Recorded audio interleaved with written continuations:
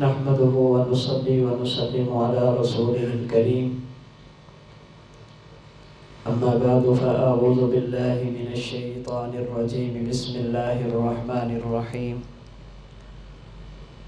ما يفعل الله بعذابكم إن شكرتم وآمنتم وكان الله شاكرا عليما اللهم صل على محمد وعلى آل محمد كما صليت على إبراهيم وعلى آل إبراهيم إنك حميد مجيد اللهم بارك على محمد وعلى آل محمد كما باركت على إبراهيم وعلى آل إبراهيم إنك حميد مجيد۔ اللہ تعالیٰ نے جو ہمیں دین عطا فرمایا، یہ دین کامل، مکمل اور جامع دین ہے۔ ان الدین عند اللہ الاسلام، اللہ تعالیٰ کا محبوب اور پسندیدہ دین فقط اسلام ہے۔ وَمَن يَبْتَغِ غَيْرَ الْإِسْلَامِ دِينًا فَلَن يُقْبَلَ مِنْهُ، جو شخص اسلام کو چھوڑ کر کسی اور دین کی طرف جائے گا، اللہ کی بارگاہ میں اس کے دین کو قبول نہیں کیا جائے گا۔ اليوم اکملت لکم دینکم، اللہ کریم نے رسول اللہ صلی اللہ علیہ وسلم کے واسطہ سے صحابہ کرام اور آپ کی امت کے لیے اس دین کو کامل اور مکمل فرما دیا۔ دین اسلام میں اللہ کے حقوق بھی ہیں، اللہ کی مخلوق اور بندوں کے حقوق بھی ہیں۔ دین اسلام نہ تو فقط اللہ کے حقوق کا نام ہے اور نہ ہی فقط انسانوں اور بندوں کے حقوق کا نام ہے۔ دین اسلام اللہ کے حقوق کی بات بھی کرتا ہے، اللہ کی مخلوق کے حقوق کی بات بھی کرتا ہے۔ نبی کریم صلی اللہ علیہ وسلم کے متعدد فرامین میں یہ بات مجھے اور آپ کو ملتی ہے کہ انسان کو اللہ کے حق کے وقت میں اللہ کا حق ادا کرنا چاہیے اور بندوں کے حقوق کے وقت بندوں کے حقوق کو ادا کرنا چاہیے۔ ان میں سے ایک حدیث جسے حضرت امام بخاری رحمہ اللہ نے بخاری شریف میں نقل کیا، رسول اکرم صلی اللہ علیہ وسلم جب مکہ مکرمہ سے مدینہ منورہ کی طرف ہجرت فرما کر تشریف لے گئے، آپ کے ساتھ بہت سارے لوگ ایسے تھے جن کے پاس رہنے کے لیے گھر نہیں تھا، مکان اور چھت موجود نہیں تھی، برادری، رشتہ دار اور قبیلہ موجود نہیں تھا۔ اللہ کے نبی کے فرمان پر انہوں نے سب کچھ چھوڑ دیا، اپنی برادری، اپنا خاندان، اپنی قوم، اپنا قبیلہ، یہاں تک کہ اپنا گھر، سب کچھ حضور کے فرمانے پر چھوڑ کر مدینہ کی طرف ہجرت کی۔ اب مدینہ پہنچنے کے بعد مسئلہ یہ تھا کہ یہ لوگ کہاں پر رہیں گے، کن کے ذمہ ان کو لگایا جائے۔ حضور علیہ السلام نے اس موقع پر ایک فیصلہ فرمایا جسے مواخات کہا جاتا ہے۔ آپ نے ایک صحابی وہ لیا جو مہاجر تھا، جس نے اللہ کے دین کے لیے سب کچھ چھوڑا، اور ایک صحابی وہ لیا جو انصار میں سے تھا، یعنی مدینہ میں رہنے والا، جس کے پاس اپنا مکان اور گھر موجود تھا۔ آپ نے ان دونوں میں بھائی چارہ قائم کیا، فرمایا کہ یہ مکہ سے ہجرت کرنے والا، یہ مدینے والا، تم آپس میں بھائی بھائی ہو، تمہارا آج کے بعد رشتہ بھائی والا ہے، اخوت والا ہے، بھائی چارے والا ہے۔ رسول اللہ صلی اللہ علیہ وسلم کے وہ صحابہ جنہوں نے اللہ کی رضا کے لیے سب کچھ چھوڑا، ان میں ایک صحابی ہیں سیدنا سلمان فارسی رضی اللہ تعالی عنہ، جو وہ دور سے چلے، بکتے بکاتے اللہ کے نبی کی خدمت میں حاضر ہوئے۔ علماء کی تحقیق کے مطابق جب حضرت سلمان فارسی نے کلمہ پڑھا تو اس وقت آپ کی عمر 150 سال تھی، 150 سال عمر تھی۔ جہاں دیدہ آدمی تھے، بڑی عمر کے تھے، کافی تجربات سے گزر چکے تھے، اور انہیں رسول اللہ صلی اللہ علیہ وسلم کے بارے میں بھی بتایا گیا تھا۔ اللہ کے نبی تشریف لائیں گے، حضور علیہ الصلوۃ والسلام آخری پیغمبر ہوں گے، دنیا میں آ کر اپنے دین کی، اللہ کے احکام کی بات کریں گے، اور کچھ ان کو نشانیاں بھی بتائی گئی۔ ایک نشانی یہ بتائی گئی، حضور علیہ الصلوۃ والسلام صدقہ کا مال اپنی ذات کے لیے قبول نہیں فرمائیں گے۔ ایک نشانی یہ بتائی گئی کہ ہدیہ، تحفہ اور گفٹ قبول کریں گے۔ ایک نشانی یہ بتائی گئی کہ آپ کے دونوں کندھوں کے درمیان مہر نبوت ہوگی۔ فرماتے مجھے جب پتہ چلا، اللہ کے نبی نے اعلان نبوت کیا، میں کھجوروں کا ایک ٹوکرا لے کر اللہ کے نبی کی خدمت میں حاضر ہوا۔ عرض کی یا رسول اللہ، یہ کھجوریں صدقہ کی ہیں۔ اللہ کے نبی صلی اللہ علیہ وسلم نے وہ غریب صحابہ جن کے پاس کچھ بھی نہیں تھا ان کو بلایا اور فرمایا کہ یہ کھجوریں تم کھا لو۔ آپ نے خود کھجور نہیں کھائی۔ فرماتے کچھ دن ٹھہر کر میں کھجوروں کا دوسرا ٹوکرا لے کر آپ کی خدمت میں پہنچا۔ میں نے کہا یا رسول اللہ، یہ ہدیہ ہے، تحفہ ہے، گفٹ ہے۔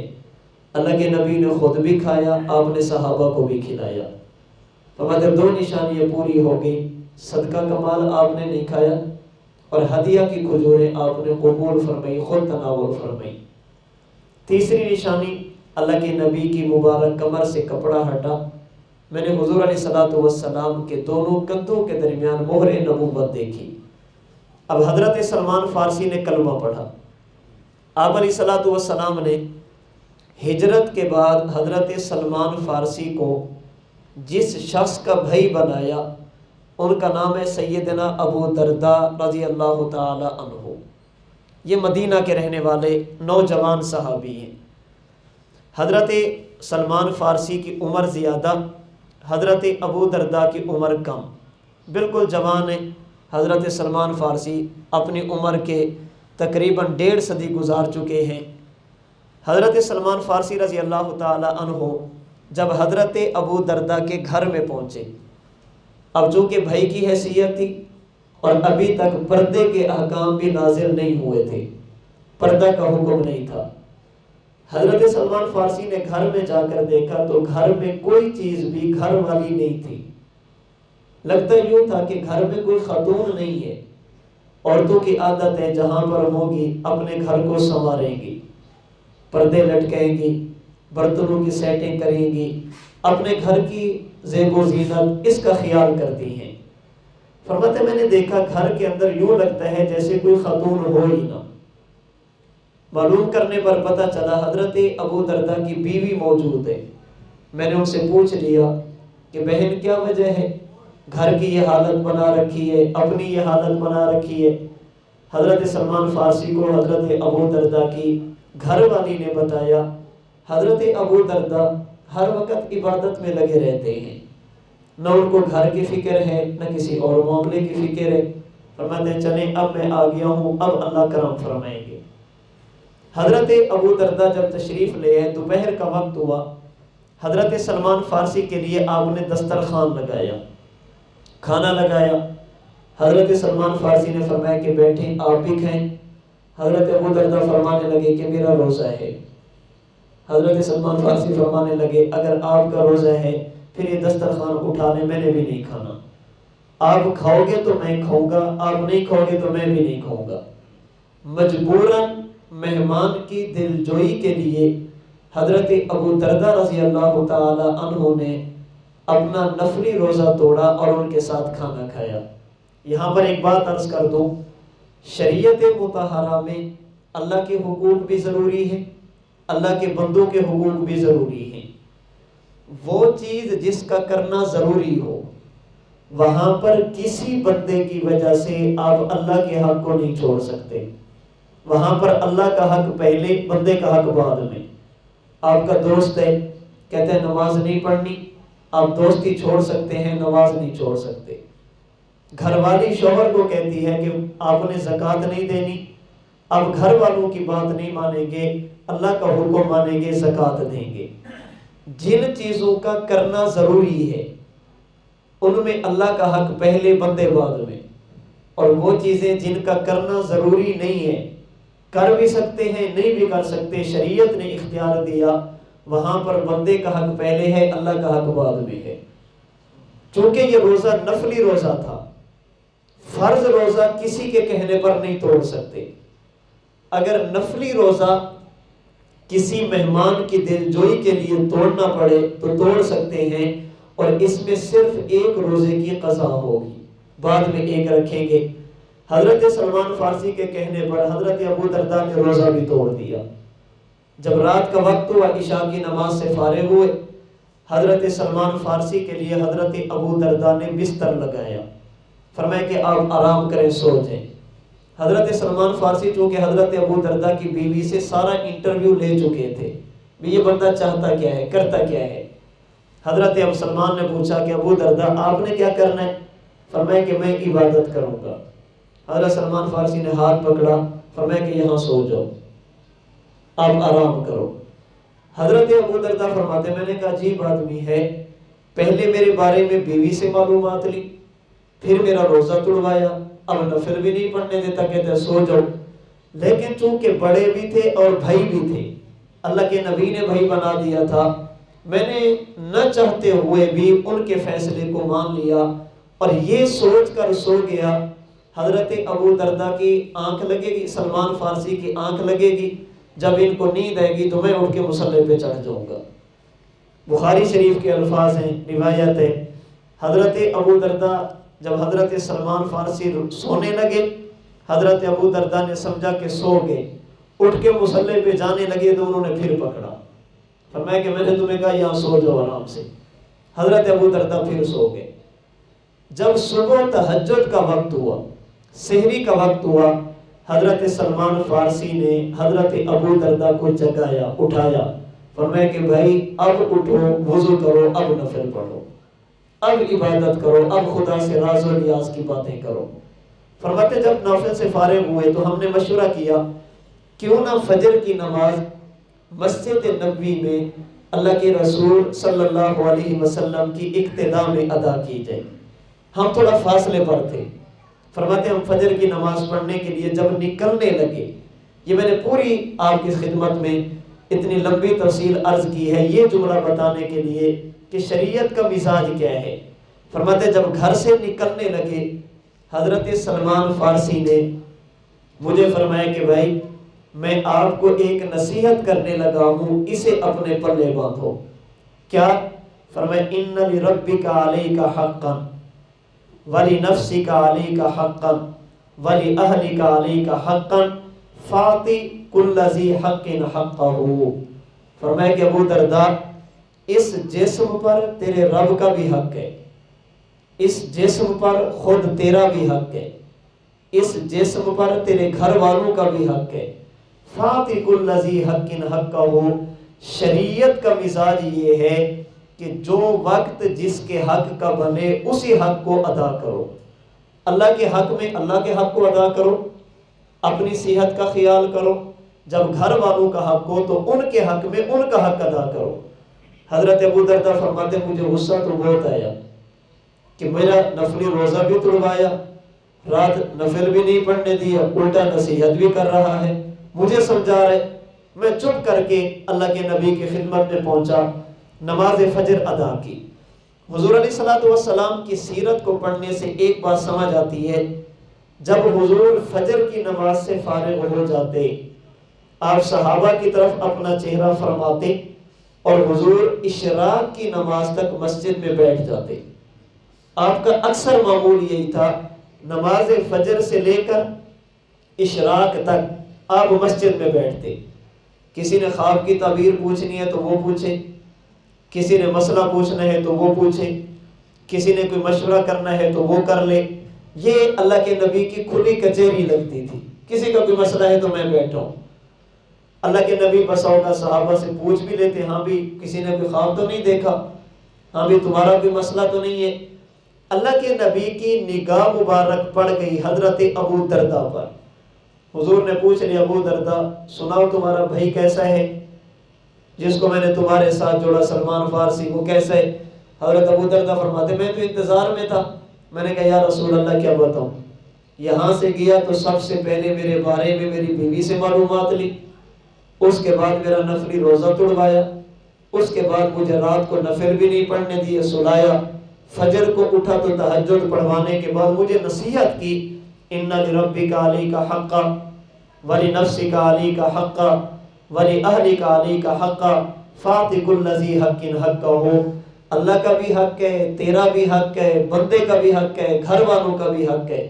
اللہ کے رسول صلی اللہ علیہ وسلم نے یہ سننے کے بعد فرمایا ابو دردہ صدق سلمان، میرے سلمان نے بالکل ٹھیک کہا، اس جسم پر خدا کا بھی حق ہے، اس جسم پر تیرا اپنا بھی حق ہے، اس جسم پر تیرے گھر والوں کا بھی حق ہے. اور دین کا مزاج یہی ہے، اللہ کے حق کا وقت ہو تو خدا کا حق ادا کرو، اپنی باری ہے تو اپنے جسم کا حق ادا کرو، اگر گھر والوں کی باری ہے تو گھر والوں کے حقوق کو ادا کرو. اللہ کے نبی کی تصدیق فرمانا، اسے مجھے اور آپ کو بات سمجھ آ جانی چاہیے کہ ہمارا دین فقط عبادات کا نام نہیں، ہمارا دین فقط نماز اور روزے کا نام نہیں، ہمارے دین میں فقط اللہ کا حق نہیں، اور ہمارے دین میں فقط بندوں کے حقوق بھی نہیں ہے. ہمارا دین اللہ کے حقوق کی بات بھی کرتا ہے، اللہ کے بندوں کے حقوق کی بات بھی کرتا ہے. دین اسلام دونوں حقوق کی بات کرتی ہے. اب المیہ یہ ہے، بعض لوگ ایسے ہیں جو یہ سمجھتے ہیں فقط اللہ کے حق کی ادائیگی کافی ہے، نماز پڑھ لی ہے بس کافی ہے، روزہ رکھ لیا کافی ہے، زندگی میں حج کر لیا کافی ہے، زکوٰۃ دے دی کافی ہے. اخلاق کیسے ہیں کوئی پرواہ نہیں، معاشرت کیسی ہے کوئی پرواہ نہیں، معاملات کیسے ہیں کوئی پرواہ نہیں، لوگوں کے ساتھ تعلقات کیسے ہیں کوئی پرواہ نہیں، اولاد کے حقوق، والدین کے حقوق، گھر والوں کے حقوق، برادری کے حقوق، رشتہ داروں کے حقوق، ہمارے پاس جو جانور ہیں ان جانوروں کے حقوق، کسی کی کوئی پرواہ نہیں. بعض لوگوں نے دین سمجھا ہے صرف عبادت کو، اور ایک سوچ کیا ہے، عادات ٹھیک ہونی چاہیے، معاملات ٹھیک ہونے چاہیے. اور ایک جملہ کہا جاتا ہے اللہ حفاظت فرمائے، بندوں کے حق ادا کرنے چاہیے، اللہ کے حقوق میں کمی رہ بھی جائے گی اللہ غفور ہے، اللہ بخش دیں گے. اب اس کے لیے نماز کی ضرورت بھی نہیں، روزے کی ضرورت بھی نہیں، زکوٰۃ دینے کی ضرورت بھی نہیں، پوری محنت ہو رہی ہے بندوں کے حق پر، لوگوں کے حقوق کا خیال کیا جائے. بابا سوال یہ ہے، بندے مخلوق ہیں اللہ خالق ہے، جب مخلوق کا حق ہے تو خالق کا نہیں ہوگا؟ جس نے پیدا کیا اس کے کوئی حق نہیں.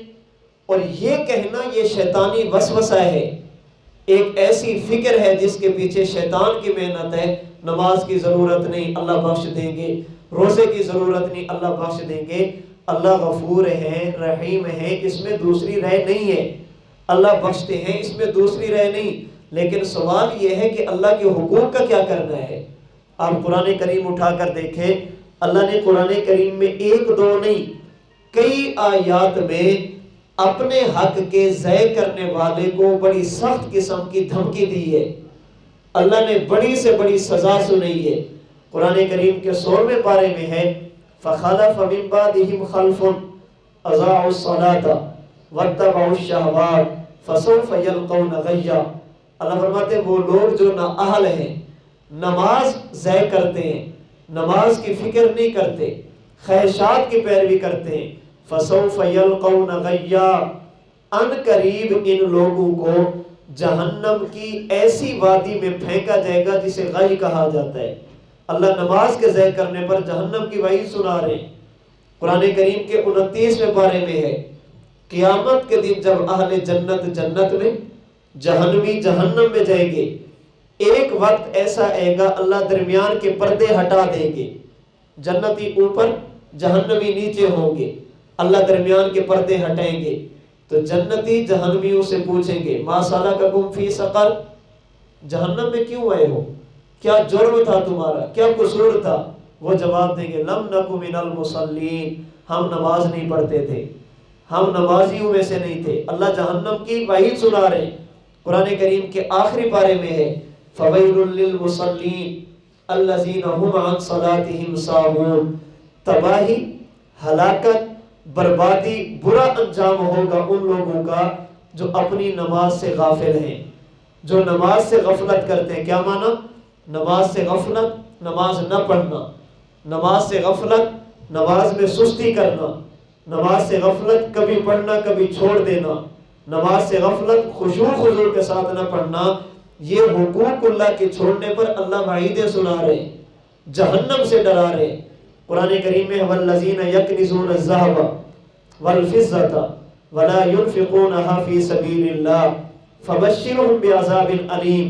وہ لوگ جو مال جمع کرتے ہیں پھر اس مال کا حق ادا نہیں کرتے، زکوٰۃ نہیں دیتے، اے میرے محبوب انہیں جہنم کے عذاب سے ڈرائیں، آپ ان کو بتائیں کہ انہیں جہنم کا عذاب ہوگا۔ کیسا؟ فرمائے یوم یحمى علیہا فی نار جہنم، قیامت کے دن ان کے مال کو جہنم کی آگ میں گرم کیا جائے گا، فتکویٰ بہا جباہہم، ان کی پیشانیوں کو داغا جائے گا، وجنوبہم، ان کی پسلیوں اور پہلوں کو داغا جائے گا، وظہورہم، ان کی پیٹھوں اور پشتوں کو داغا جائے گا۔ یہ میں نے سمجھانے کے لیے 2-4 آیتیں پڑھی ہیں، میں نماز پہ بات نہیں، زکوٰۃ پہ بات نہیں، صرف یہ بات آپ کو سمجھانے کی کوشش کر رہا ہوں اللہ کے حقوق کو ادا کرنا کتنا ضروری ہے۔ جب مخلوق کا حق ہے تو اللہ کا حق کیوں نہیں؟ جب مخلوق کا حق ہے تو اللہ کے حقوق کیوں نہیں؟ اللہ خالق ہے، خالق کے حقوق کا خیال کرنا یہ ضروری ہے، اس کے بغیر گزارا نہیں۔ اب سوال یہ ہے اللہ کے حقوق ہیں کیا جن کو میں نے اور آپ نے ادا کرنے ہیں؟ اللہ تعالیٰ کے حقوق میں سب سے بنیادی حق، اور اس پر سارے حقوق کی عمارت کھڑی ہے، سب سے بنیادی حق یہ ہے کہ انسان پوری کائنات سے زیادہ اللہ سے محبت کرے۔ سب سے بنیادی اللہ کا حق والذین آمنوا اشد حبا للہ۔ اللہ فرماتے ہیں ایمان والوں کے دل میں اگر کسی کی محبت سب سے زیادہ ہوتی ہے تو میری ہوتی ہے۔ سب سے زیادہ محبت اللہ سے ہونی چاہیے، اپنے اللہ کو ہمیشہ راضی کرنے کی فکر کرنی چاہیے، اپنے اللہ کو ہمیشہ ناراضگی سے بچنا چاہیے، ایسا کوئی بھی کام نہیں کرنا چاہیے جو اللہ کی ناراضگی کا ذریعہ بنے۔ اب اس محبت پر باقی حقوق کی عمارت کھڑی ہے، آپ اسے یوں بھی کہہ سکتے ہیں پھر اس محبت کے کچھ تقاضے ہیں، اس محبت کے کچھ تقاضے ہیں، کچھ مطالبے ہیں جن کو پورا کرنا میرے اور آپ کے ذمے ہے۔ اس میں سب سے پہلا تقاضا جو اللہ کا حق بھی ہے، میں اور آپ اللہ کو مانیں، ہم اللہ کو مانیں۔ اس میں دوسرا تقاضا جو دوسرا حق ہے، ہم اللہ کو یکتا مانیں، واحد مانیں، خدا کی ربوبیت میں، اللہ کی الوہیت میں، خدا کے معبود ہونے میں اللہ کے ساتھ کسی کو بھی شریک نہ کریں۔ جیسے ہمارے پیدا کرنے میں اللہ کی ذات کے ساتھ کوئی دوسرا شریک نہیں، ایسے ہی ہماری عبادات میں اللہ کے ساتھ کوئی دوسرا شریک نہیں ہونا چاہیے۔ اللہ کو مانا بھی جائے اور اللہ کو یکتا بھی مانا جائے، اللہ تعالیٰ کی توحید کا عقیدہ رکھا جائے۔ اور اللہ کی توحید کا عقیدہ یہ کتنا ضروری ہے؟ حضرات انبیاء کرام علیہم السلام میں سے ایک نبی بھی ایسا نہیں جس نے خدا کی الوہیت کی دعوت نہ دی ہو۔ ہر نبی کی دعوت کا بنیادی کلمہ لا الہ الا اللہ۔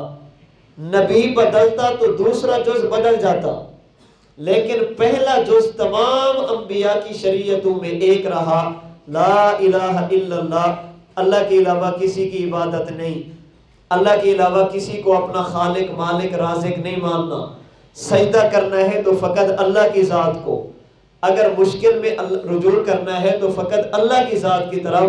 یہ تمام انبیاء کرام علیہ السلام کی دعوت کا بنیادی جز تھا اللہ کی الوہیت، خدا کی توحید۔ اور یاد رکھنا اگر کسی بندے کے دل میں توحید کی نعمت ہوگی یہ بظاہر ایسا عمل کرے گا جو بہت چھوٹا ہوگا، اس کی نجات کے لیے کافی ہے۔ اور اگر کسی بندے کے دل میں توحید نہیں ہے، اللہ کے ساتھ دوسروں کو شریک کر رہے، یہ بظاہر بہت بڑا عمل بھی کرے گا تب بھی اللہ کی پکڑ سے نہیں بچ سکتا۔ اللہ تعالیٰ کی توحید ایسا عقیدہ ہے جو چھوٹے عمل کو بھی نجات کا ذریعہ بنا دیتا ہے، اور شرک ایک ایسی بیماری ہے جو بڑے سے بڑے عمل کو بھی بیکار اور ضائع کر دیتا ہے۔ آپ توحید کے ہوتے ہوئے اپنے محلے کی چھوٹی مسجد بنائیں، حدیث مبارک کے مطابق اللہ جنت کا محل دیں گے۔ اور شرک ہونے کے بعد اگر پورا کعبہ، بیت اللہ، اللہ کا گھر بھی تعمیر کریں، خدا جنت کی خوشبو بھی نصیب نہیں کریں گے۔ مشرکین نے کیے، اللہ کا گھر تعمیر کیا، بیت اللہ بنایا، ہم میں سے کوئی بھی انہیں جنتی ماننے کے لیے تیار نہیں۔ کیوں؟ اس لیے کہ ان کے دل میں توحید نہیں تھی۔ توحید کے ہوتے ہوئے اگر کوئی آدمی یوم عاشوراء 10 محرم کا روزہ رکھے، اللہ اس کے گزشتہ گناہوں کو معاف کر دیتے ہیں۔ اور اگر شرک ہو، بندہ پوری زندگی عاشوراء کے روزہ بھی رکھتا رہے، اللہ پھر بھی اس کو معاف نہیں کریں گے۔ مشرکین یوم عاشوراء کا روزہ رکھتے تھے، اسی دن کا روزہ وہ بھی رکھتے تھے، لیکن کوئی بندہ بھی ان کی بخشش کا عقیدہ نہیں رکھتا۔ کیوں؟ اس لیے کہ ان کے دل میں اللہ کی الوہیت، خدا کی توحید کا عقیدہ نہیں تھا۔ توحید ایک ایسی نعمت ہے، اگر انسان توحید کے ہوتے ہوئے بیت اللہ کا ایک حج کر لے اور ایسے کرے جیسے اللہ چاہتے ہیں، حدیث مبارک کے مطابق یہ حج کر کے جب فارغ ہوتا ہے، اللہ کریم اس کی زندگی کے سارے گناہوں کو معاف فرما دیتے ہیں۔ اور اگر شرک ہو، مشرکین کرتے تھے حج، لیکن اس کے باوجود بھی بخشش کے مستحق نہیں ہے۔ کیوں؟ اس لیے کہ اللہ کی توحید ان کے دلوں میں نہیں تھی۔ اگر کسی بندے کے دل میں خدا کی توحید ہے، اللہ کے پیغمبر صلی اللہ علیہ وسلم اس کے حق میں ایک مرتبہ دعا کے لیے ہاتھ اٹھا دے، اللہ زندگی کے سارے گناہوں کو معاف کر دیتے ہیں۔ لوجد اللہ توابا رحیما۔ اور اگر کسی کے دل میں توحید نہیں ہے، اس کے دل میں شرک کی بیماری ہے، اللہ کے محبوب پیغمبر ایسے شخص کے حق میں اگر 70 مرتبہ بھی اللہ سے بخشش کی دعا مانگے، لن یغفر اللہ لہم، اللہ پھر بھی معاف نہیں کرتے۔ یہ توحید معمولی عقیدہ نہیں ہے، اسے بس ایسے ہم گزار دیں۔ سب سے بنیادی عقیدہ ہی توحید ہے، جس پر باقی عقائد کی عمارت کھڑی ہے۔ تو اللہ تعالیٰ کا حق، ہم اللہ سے محبت کریں۔ اس محبت کا پہلا تقاضا ہم اللہ کو مانیں، اس محبت کا دوسرا تقاضا ہم اللہ کو یکتا مانیں۔ محبت کا تیسرا تقاضا انسان بار بار اللہ کا ذکر کرے، اللہ کو یاد کرے، اس کی زبان اللہ کے ذکر سے تر رہے، اللہ کے ذکر سے کبھی غافل نہ ہو، ہمیشہ اللہ کی طرف متوجہ رہے، دل میں بھی یاد خدا ہو اور اس کی زبان پر بھی اللہ کا ذکر ہو۔ عربی زبان کا ایک محاورہ ہے جس کا مفہوم بنتا ہے کہ جو آدمی جس سے محبت کرتا ہے، من احب شیئا، جو آدمی جس سے محبت کرتا ہے پھر بار بار اس کا نام بھی لیتا ہے، اپنے محبوب کا نام ہر مجلس میں لیتا ہے، پتہ چلے یہ اس کا محب ہے، پتہ چلے فلاں اس کا محبوب ہے۔ اور اللہ کا ذکر تو ایک ایسی چیز ہے جس کے بارے میں خدا نے حکم دیا، یا ایھا الذین آمنو، اے ایمان والو، اذکروا اللہ ذکرا کثیرا، اللہ کو یاد کرو اور بہت زیادہ کرو، بہت زیادہ کرو۔ یہ ہمارا ماہانہ درس قرآن، اس کے آخر میں ہم اللہ کا ذکر کرتے ہیں۔ اس کا معنی یہ نہیں کہ مہینے میں ایک مرتبہ کر لیا کافی ہے، یہ تو ایک تھوڑا سا ذائقہ ہوتا ہے کہ ہم نے اللہ کا ذکر کرنا ہے۔ اصل تو یہ ہے کہ مومن روزانہ کی بنیاد پر جتنا ہو سکے اللہ کا ذکر کرے۔ قرآن کریم میں اللہ تعالیٰ نے عقل مندوں کی علامت بیان کی، فرمایا عقل مند وہ ہیں الذین یذکرون اللہ قیاما وقعودا وعلی جنوبہم، اگر کھڑے ہیں تب بھی ذکر خدا، بیٹھے ہیں تب بھی ذکر خدا، لیٹے ہیں تب بھی ذکر خدا، ان کی زبان پر ہمیشہ اللہ کا نام جاری رہتا ہے۔ تو اللہ سے محبت کا تقاضا یہ ہے اللہ کو یاد کیا جائے اور زیادہ سے زیادہ کیا جائے۔ اللہ کے رسول صلی اللہ علیہ وسلم نے تو یہاں تک فرمایا اللہ کو یاد کرو، اللہ کا ذکر کرو، اور اتنا کرو اتنا کرو اتنا کرو کہ لوگ تمہیں پاگل کہنا شروع کر دیں، لوگ یہ کہیں کہ بے وقوف ہو گیا ہے، اس کو اور کام ہی نہیں ہے، ہر وقت اللہ، اور کوئی کام ہی نہیں ہے، ہر وقت اللہ، اور کوئی کام نہیں، ہر وقت ہی اللہ۔ ہمارے ایک بزرگ ہیں، وہ جہاں بھی جاتے ہیں اللہ کا ذکر کرتے ہیں۔ فرماتے ہیں ایک جگہ پر میں تھا تو ایک بندہ کھڑا ہو گیا، اس نے کہا مولوی صاحب آپ کو اللہ کے علاوہ اور کچھ نہیں آتا؟ جہاں بھی جاتے ہو اللہ، جہاں بھی جاتے ہو اللہ، ہر وقت اللہ کا ذکر کرتے رہتے ہو۔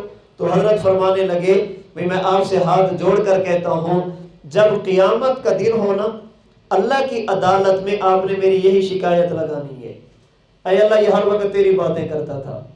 آپ نے اللہ کی عدالت میں شکایت لگانی ہے، اللہ اس کو اور کوئی کام ہی نہیں تھا، جب بھی ہمیں جمع کرتا اللہ اللہ کرو، جب بھی ہم اکٹھے ہوتے اللہ کا نام لو۔ فرمانے لگے کہ یہ آپ کی میرے حق میں شکایت ہوگی، حقیقت میں یہ میرے حق میں شہادت بنے گی جو میری بخشش کا ذریعہ بن جائے گی۔ اللہ کا نام لو۔ دنیا میں دیکھیں جو آدمی کسی کا بار بار نام لے تو کیا کہتے ہیں اس کی محبت میں پاگل ہو گئی ہے، اسے کچھ اور نظر ہی نہیں آتا۔ اگر میرے اور آپ کے دل میں اللہ کی محبت ہو تو حالت یہ ہونی چاہیے ہم جہاں بھی ہوں ہمارا دل اور دماغ، ہماری زبان اللہ کے ذکر کی طرف متوجہ ہو۔ اللہ سے محبت کا یہ تیسرا تقاضا ہے اللہ تعالیٰ کا ذکر کرنا۔ اللہ تعالیٰ کا چوتھا حق جو محبت کا چوتھا تقاضا ہے وہ یہ، اگر اللہ ہمیں عبادت کی توفیق دے دے، اللہ عبادت کی توفیق دے دیں، نیک کام کرنے کی توفیق مل جائے، اس کے بعد ڈرتے رہنا کہ کہیں اللہ پکڑ نہ لے، اور اگر کبھی گناہ ہو جائے توبہ اور استغفار کرتے ہوئے یہ امید رکھنا کہ اللہ انشاءاللہ بخش دیں گے۔ یہ اللہ سے محبت کا تقاضا، اللہ کا چوتھا حق۔ عبادت کے بعد شکر بھی ہو، ساتھ ساتھ ڈر بھی ہو، اور گناہ ہونے کے بعد توبہ بھی ہو، ساتھ ساتھ امید بھی ہو۔ عبادت کر کے نا امید، عبادت کر کے بے خوف ہو جانا، بس سجدہ کر لیا اب جنت ملے گی، نماز پڑھ لیا جنت پکی، بے خوف نہیں۔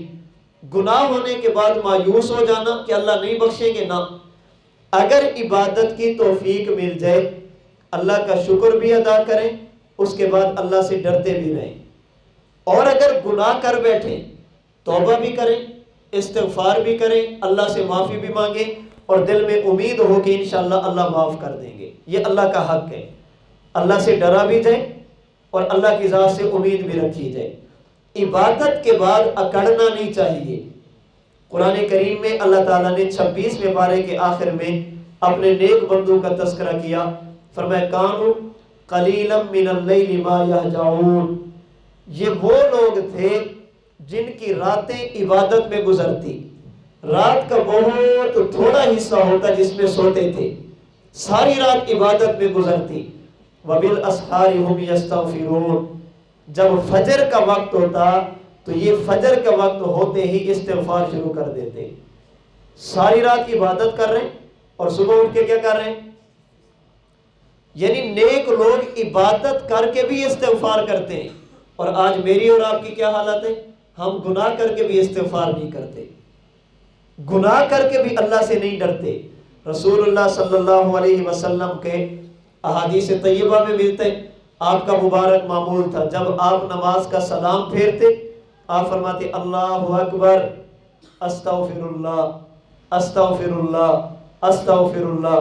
یہ آپ نماز کا سلام پھیرنے کے بعد اللہ اکبر کیوں فرماتے؟ اپنے آپ کو سمجھانے کے لیے کہ عبادت کر کے میں بڑا نہیں بنا، بڑے اللہ ہی ہیں۔ عبادت کر کے میں بڑا نہیں ہو گیا، میں ویسے ہی ہوں جیسے اللہ نے مجھے بنایا، بڑے اللہ آپ ہی ہیں۔ اور استغفار کس بات پہ ہوتا؟ اللہ جیسی عبادت کرنی چاہیے تھی ویسی میں نہیں کر سکا، جیسے مجھے سجدہ کرنا چاہیے تھا میں نہیں کر سکا، جیسے عبادت کا حق تھا میرے بس میں تھا میں وہ بھی نہیں کر سکا، استغفر اللہ، اللہ میں اپنی اس کوتاہی پر آپ سے معافی مانگتا ہوں۔ یہ کون کر رہے ہیں؟ استغفار کون کر رہے ہیں؟ رسول اللہ صلی اللہ علیہ وسلم، جن کے بارے میں ہمارا عقیدہ ہے حضرت مولانا صوفی محمد سرور صاحب رحمۃ اللہ علیہ نے یہ بات لکھی، فرماتے ہیں جب امتی عبادت کرتا ہے، امتی کی عبادت ہوتی ہے غیبوبت والی، اللہ کے نبی جب عبادت فرماتے تھے آپ کی عبادت ہوتی تھی مشاہدے والی۔ کیا معنی؟ فرماتے جب امتی نماز پڑھتا ہے اللہ تو امتی کو دیکھتے ہیں، یہ بندہ اللہ کو نہیں دیکھ سکتا، اللہ دیکھ رہے ہیں، یہ نہیں دیکھ رہا۔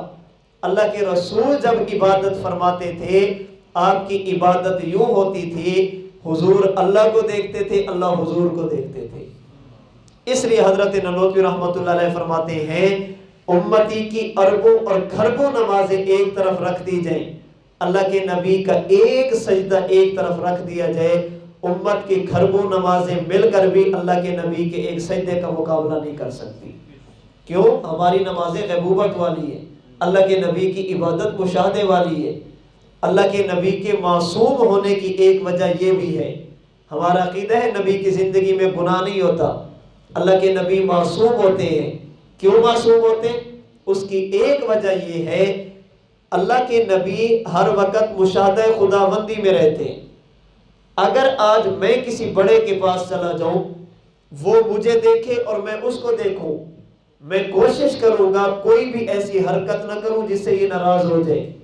کیوں؟ یہ مجھے دیکھ رہا ہے۔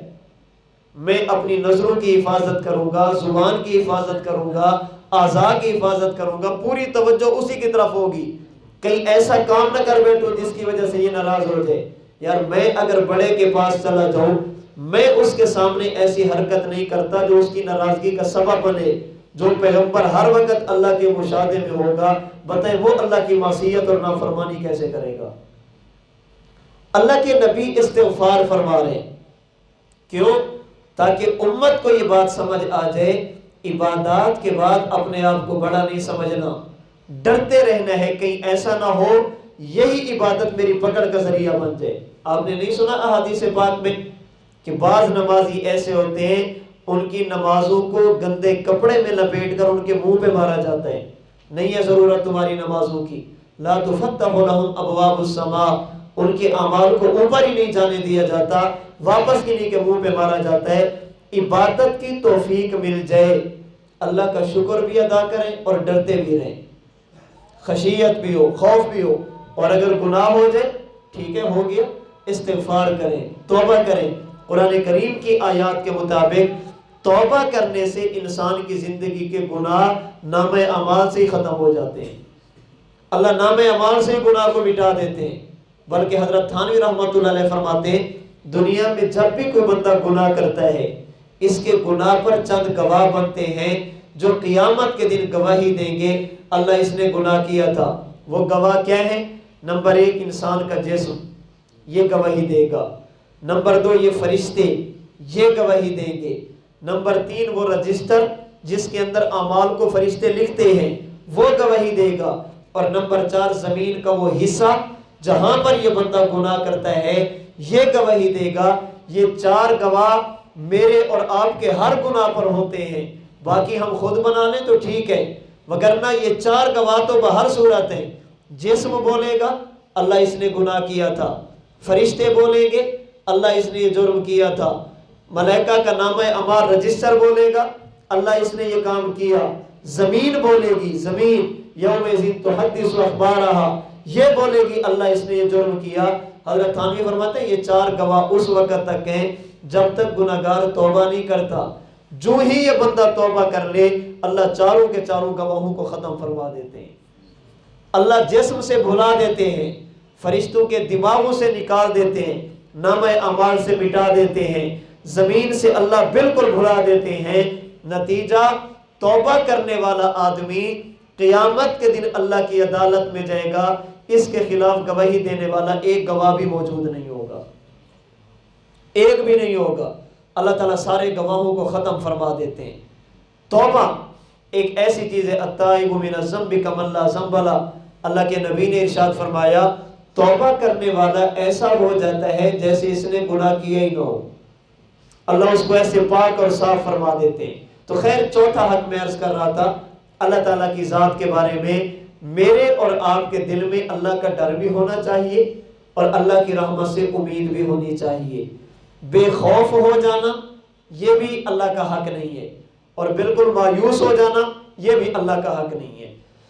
اللہ کے حقوق میں سے 5واں حق، اللہ تعالیٰ کی نعمتوں کو یاد کر کے ان نعمتوں پر اللہ کا شکر ادا کیا جائے۔ نعمتوں کو سوچا جائے کہ یار اللہ نے مجھے دیا کیا ہے، میرے پاس نعمتیں کون کون سی ہیں، سر کے بالوں سے لے کر پاؤں کے ناخن تک اللہ نے کن کن نعمتوں سے نوازا۔ الحمدللہ میرے ہاتھ ٹھیک ہے، الحمدللہ میری آنکھ ٹھیک ہے، الحمدللہ میری زبان ٹھیک ہے، الحمدللہ میرے پاؤں ٹھیک ہیں۔ اللہ کی نعمتوں کا استحضار، اللہ نے کتنی بڑی نعمتیں عطا فرمائی ہیں، پھر ایک ایک نعمت کے پیچھے اللہ نے کتنی بڑی نعمتیں رکھی ہیں۔ حضرات علماء کرام رحمہ اللہ فرماتے ہیں بسا اوقات ہمیں نعمت ایک نظر آتی ہے، حقیقت میں وہ نعمت ایک نہیں ہوتی، کئی نعمتیں ہوتی ہیں۔ مثال کے طور پر ہمیں بھوک لگتی ہے، بھوک کا لگ جانا یہ اللہ کی مستقل نعمت ہے۔ پھر اس بھوک کو مٹانے کے لیے کھانے کا مل جانا یہ الگ نعمت ہے۔ پھر اس کھانے کو کھانا اور بھوک کا ختم ہو جانا یہ الگ نعمت ہے۔ پھر اس کھانے کا ہضم ہو جانا یہ الگ نعمت ہے۔ پھر کچھ حصہ جسم کا بن جائے، باقی اعضاء سے نکل جائے بول و براز کی صورت میں یہ الگ نعمت ہے۔ اگر بھوک لگے ہی نہ کیا کریں گے؟ اگر بھوک لگ گئی لیکن کھانا نہیں تو کیا کریں گے؟ اچھا کھانا مل گیا لیکن بھوک مٹتی ہی نہیں ہے، ختم ہی نہیں ہو رہی، کیا کریں گے؟ اگر کھانا ہضم ہی نہ ہو تو پھر کیا کریں گے؟ ہضم ہو جائے لیکن جسم سے نکلے ہی نہ تو کیا کریں گے؟ یہ اللہ کی کتنی بڑی نعمتیں ہیں۔ دن رات ہم ان نعمتوں سے گزر رہے ہیں، احساس ہی نہیں ہے کیا ہو رہا ہے ہمارے ساتھ، کوئی پتہ نہیں۔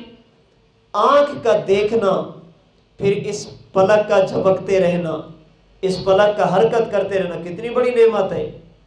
ہمارے بعض رات فرماتے ہیں یہ جو اللہ نے پلکیں بنی ہے نا، پھر ان پلکوں کو حرکت دینے کی انسان کو طاقت دی ہے، یہ اتنی بڑی نعمت ہے جس کا انسان تصور نہیں کر سکتا۔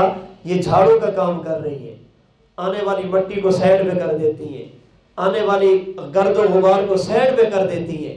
تو اللہ کی نعمتوں کا استحضار کرنا، اللہ نے نعمتیں کتنی عطا فرمائی ہے، کتنی بڑی نعمتیں۔ دنیا میں کتنے لوگ ہیں جن کے پاس ہاتھ کی نعمت نہیں، جن کے پاس زبان کی نعمت نہیں، جن کے پاس آنکھ کی نعمت نہیں، جن کے پاس پاؤں کی نعمت نہیں۔ اور ہمارے حضرت دامت برکاتہ العالیہ یہاں پر بڑی پیاری بات فرماتے ہیں اگر آپ یہ چاہتے ہیں اللہ کریم ہمیں شکر کی توفیق عطا فرمائے، اور اللہ کریم ہمیں استغنا کی، اور اللہ کریم اپنی نعمتوں پر اکتفا کرنے کی توفیق عطا فرمائے، دو چیزیں طے کر لیں۔ دنیا کے معاملے میں، دنیاوی نعمتوں کے مقابلے میں ہمیشہ اپنے سے نیچے والے کو دیکھنا، اور دین کے معاملے میں ہمیشہ اپنے سے اوپر والے کو دیکھنا۔ اس سے عبادت کا ذوق بھی بڑھے گا، اللہ کی نعمتوں کی قدر اور شکر کی توفیق بھی ملے گی۔ دین کی بات جب بھی ہوگی کس کو دیکھا جائے؟ یار میں نفل 2 پڑھتا ہوں، فلاں تو 4 پڑھتا ہے، میں تلاوت 1 پارہ کرتا ہوں، وہ تو 5 پارے کرتا ہے۔ اب اس میں عبادت کا شوق بڑھے گا۔ اور دنیا کے معاملے میں کیا ہوگا؟ ہمیشہ اپنے سے نیچے والے کو دیکھو، میری تنخواہ ہے 50,000، فلاں کی 30,000 ہے، اگر اس کا گزارا ہو رہا ہے میرا کیوں نہیں ہو سکتا؟ اگر میرے پاس اتنی نعمتیں ہیں فلاں کے پاس تو اس سے بھی کم ہے۔ حضرت شیخ سعدی رحمۃ اللہ علیہ کے بارے میں واقعہ کئی علماء سے سنا ہے، فرماتے شیخ سعدی رحمۃ اللہ علیہ سخت گرمی کے موسم میں نماز ظہر ادا کرنے کے لیے جانے لگے تو دیکھا کہ ان کا جوتا ٹوٹ چکا ہے، پاؤں میں پہننے کے لیے جوتا نہیں۔ جب گرم زمین پہ، تپتی زمین پہ پاؤں رکھا نا تو ذہن میں ایک خیال آیا، دل میں ایک بات آ گئی، اللہ تو بھی کتنا غنی ہے، دینے پہ ہے تو اپنے نافرمانوں کو دیتا ہے، اور نہ دینے پہ تو اپنے نیک بندوں کو بھی نہیں دیتا۔ تیرے نافرمان کتنی نعمتوں میں پھر رہے ہیں، اور تیرے فرما برداروں کے پاس پہننے کے لیے جوتا بھی نہیں ہے۔ فرماتے ہیں یہ سوچ کر مسجد کے قریب پہنچا تو کیا دیکھا، ایک شخص ہے جس کے پاؤں نہیں ہے، اور وہ گھسٹ کر اللہ کے گھر کی طرف جا رہے۔ شیخ سعدی وہیں سجدے میں گر گئے، اللہ مجھے معاف کر دے، میرے پاس جوتا نہیں ہے تو کیا ہوا، پاؤں تو ہے، یہ بھی تو تیرا بندہ ہے جس کے پاس پاؤں ہی نہیں ہے۔ ہمیشہ اپنے سے نیچے والے کو دیکھو گے، اللہ کی نعمتوں کی قدر نصیب ہوگی۔ اللہ کی نعمتوں پر شکر کرنے کی توفیق ہوگی، اللہ کی نعمتوں پر اللہ کا شکر ادا کیا جائے۔ قرآن کریم کی آیت کریمہ میں نے خطبے میں آپ کے سامنے پڑھی، 5ویں پارے کی آخری آیت۔ اللہ فرماتے ہیں ما یفعل اللہ بعذابکم ان شکرتم و آمنتم، اے انسانوں تم ایمان بھی لے آؤ، میری نعمتوں پر میرا شکر بھی ادا کرو۔ ما یفعل اللہ بعذابکم، میں اللہ تمہیں عذاب کیوں دوں گا؟ میرے اوپر ایمان بھی لے آؤ، نعمتوں کا شکریہ بھی ادا کرو، میں تمہیں عذاب کیوں دوں گا؟ یعنی ایمان لانا اور شکر کرنا تمہارا کام، عذاب سے بچانا میرا کام۔ وَكَانَ اللَّهُ شَاكِرًا عَلِيمًا، تم اتنا قدر کرنے والے نہیں جتنا اللہ تمہاری قدر کرنے والے ہیں۔ اللہ کے علم میں بھی ہے، اللہ قدردان بھی ہے، تو اللہ کی نعمتوں پر اللہ کا شکر ادا کیا جائے۔ باقی رہ گئی یہ بات کہ شکر کریں کیسے، یاد رکھنا شکر زبان سے بھی کرنا ہے، شکر دل سے بھی کرنا ہے، شکر عمل سے بھی کرنا ہے۔ زبان سے شکر کہ الحمدللہ اللہ پاک نے کپڑا دیا، الحمدللہ اللہ نے صحت دی، الحمدللہ اللہ نے رہنے کے لیے مکان دیا، الحمدللہ اللہ پاک نے کھانا دیا، الحمدللہ اللہ پاک نے سواری کے لیے گاڑی دی۔ یہ زبانی شکر ہے، زبان سے الحمدللہ کہنا۔ شریعت کا یہی مزاج ہے، پانی پیو تو الحمدللہ کہو، کھانا کھاؤ تو الحمدللہ کہو، کپڑے پہنو تو الحمدللہ کہو، سفر کرو تو اللہ کی تعریف کرو۔ یہ اللہ کی تعریف، اللہ کا شکر ہو رہا ہے کس کے ساتھ؟ زبان کے ساتھ۔ ایک شکر ہے دل میں، کیا معنی؟ ہر وقت اللہ کی نعمتوں کی قدر رہے، یار اللہ نے مجھے کیا کچھ دیا ہے، میری اوقات کیا ہے اور اللہ کی عطا کیا ہے، میرے اعمال کیا ہیں، خدا کی نعمتیں کیا ہیں۔ ہم نے کیے گناہ اس نے نہ کی پکڑ، کتنے بلند ہیں حوصلے پروردگار کے۔ ہم خطائیں کرتے ہیں اللہ پھر بھی دیتے ہیں، ہم آنکھ کے ساتھ غلط دیکھتے ہیں اللہ پھر بھی دیتے ہیں۔ دل کو یہ بات سمجھائی جائے، دل کو یہ بات سمجھائی جائے، اگر میں کسی جگہ پہ سفر کروں، ایسے علاقے میں پہنچوں جہاں پر کوئی آبادی کا نام و نشان نہ ہو، لوگ موجود نہیں، کھانے کی کوئی چیز نہیں، پینے کی کوئی چیز نہیں، میرے پاس بھی کچھ نہیں، اگر میں اپنی جان آخری لمحات میں پہنچوں اور انتظار میں ہوں کہ کب میری جان نکلے، اگر وہاں پر کوئی بندہ مجھے چند لقمے کھانے کے اور ایک گلاس پانی کا دے دے، میرے دل کی کیفیت اس کے بارے میں کیا ہوگی؟ میں مرنے کے قریب ہوں، ایک بندہ 2 لقمے اور چند گھونٹ پانی کے دے دے، آپ سوچ سکتے ہیں میرے دلی جذبات کیا ہوں گے؟ جو خدا صبح شام کھلا رہے، صبح شام پلا رہے، اس کی نعمتوں کے بارے میں استحضار کیوں نہیں ہوتا؟ تو دل سے اللہ کا شکر ادا کرنا، اور ایک شکر ہوتا ہے عمل سے، عملی طور پر اعضاء سے شکر ادا کرنا۔ کیا معنی؟ اللہ نے آنکھ دی ہے، کیوں؟ اس کو اللہ کی فرما برداری میں استعمال کرنا ہے، نافرمانی میں استعمال نہیں کرنا۔ صرف یہ نہیں الحمدللہ آنکھیں ٹھیک ہے نا، اس آنکھ کو اس مقصد کے لیے استعمال کریں جس مقصد کے لیے اللہ نے دی۔ مسجد دیکھیں، مدرسہ دیکھیں، قرآن کریم دیکھیں، اللہ کے نبی کی حدیث دیکھیں، والدین کا چہرہ دیکھیں، بیت اللہ دیکھیں، پیغمبر کا روضہ دیکھیں۔ اللہ نے یہ آنکھ اس لیے دی ہے، اللہ نے یہ ہاتھ دی ہے، کیوں؟ تاکہ اس کے ساتھ جائز چیزوں کو پکڑا جائے۔ اللہ نے زبان دی ہے، کیوں؟ کلمہ پڑھیں، استغفار کریں، اللہ کے نبی پر درود پاک پڑھیں، قرآن کریم کی تلاوت کریں۔ جب بھی اس زبان کو کھولیں ہمیشہ خیر کے ساتھ کھولیں، یہ اس زبان کا شکر ہے۔ اللہ نے آنکھ دی ہے، کرنا کیا ہے؟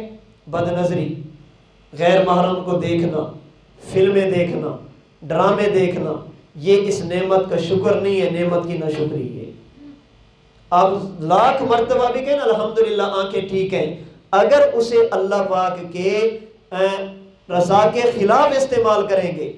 آپ کے علاقے میں ایک غریب شخص ہے جس کے پاس کوئی چیز نہیں ہے، آپ نے اس کو 10,000 روپیہ دے دیا، اس نے آپ کے دروازے کے سامنے دیوار کھڑی کر دی، آپ کا راستہ بند کر دیا، آپ کیا سمجھیں گے؟ جو آپ نے اس پر احسان کیا تھا اس نے اس کا شکریہ ادا کیے؟ آپ نے اس پر احسان کیا، اس کو پیسے دیے، اس نے کیا کیا؟ آپ کا راستہ ہی بند کر دیا، آپ کے جانے کی بات ہی ختم کر دی۔ آپ کہیں گے یہ اس نے میرے ساتھ زیادتی کی ہے۔ اللہ پاک نے نعمتیں دی ہیں اس لیے تاکہ اللہ کی رضا کے کاموں میں خرچ ہو۔ ہماری زبان سے کبھی گالی، کبھی جھوٹ، کبھی کوئی، کبھی کوئی، کبھی کوئی، جب بھی زبان کھولے اللہ کی نافرمانی میں، یہ اللہ کی نعمت کی قدر نہیں، نہ قدری ہے، شکر نہیں ہے، نہ شکری ہے۔ اللہ کی نعمتوں پر سب سے بڑا شکر کیا ہے؟ جس مقصد کے لیے اللہ کریم نے نعمت عطا فرمائی ہے اسی مقصد میں اس چیز کو استعمال کرنا۔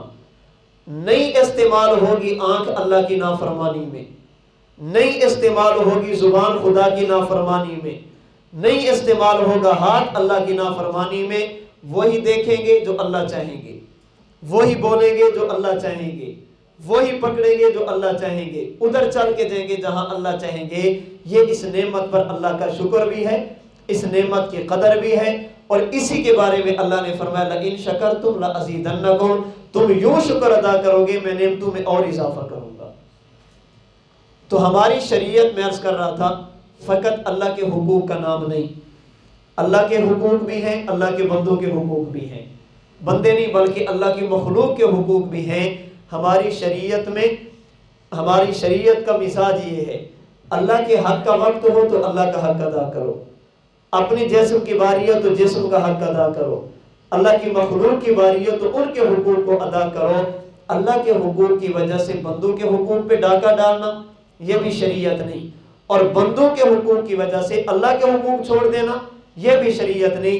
ان لربک علیک حقا ولنفسک علیک حقا ولأہلک علیک حقا، ہمارے جسم پر ہمارے خدا کا بھی حق، ہمارے جسم پر ہمارے اپنے بھی حقوق، ہمارے جسم پر ہمارے گھر والوں کے بھی حقوق، برادری اور رشتہ داروں کے بھی حقوق ہیں۔ فَاتِ كُلَّ ذِي حَقٍّ حَقَّهُ، ہماری ذمہ داری ہے کہ ہر حق والے کو اس کا حق ادا کریں۔ میں نے آج کی نشست میں اللہ کے حقوق آپ کی خدمت میں عرض کیے۔ سب سے بنیادی حق اللہ سے محبت کی جائے، اس محبت کا تقاضا نمبر 1 اللہ کو مانا جائے، نمبر 2 اللہ کو یکتا مانا جائے، نمبر 3 اللہ تعالیٰ سے محبت کی جائے، اللہ کو یاد کیا جائے زیادہ سے زیادہ، نمبر 4 اللہ کا ڈر بھی ہو اور اللہ کی ذات سے امید بھی ہو، اور نمبر 5 اللہ تعالیٰ کی نعمتوں کو ذہن میں رکھ کر اللہ کی نعمتوں پر اللہ کا شکر زبان سے بھی کیا جائے، دل سے بھی کیا جائے، اعمال سے بھی کیا جائے۔ باقی اللہ کے حقوق میں عبادات بھی ہیں، نماز روزہ بھی ہے، حج زکوٰۃ بھی ہے، وہ آگے عبادات کا مسئلہ ہے۔ یہ چند ایک بنیادی اللہ تعالیٰ کے حقوق تھے جو میں نے آپ کی خدمت میں عرض کیے۔ اللہ کریم مجھے اور آپ کو جو شریعت کا مزاج ہے، حقوق اللہ، حقوق العباد، حقوق خالق، حقوق مخلوق، ان کو سمجھنے کی اور ہر حق والے کو اس کا حق ادا کرنے کی توفیق عطا فرمائے۔ وآخر دعوانا ان الحمد للہ رب العالمین۔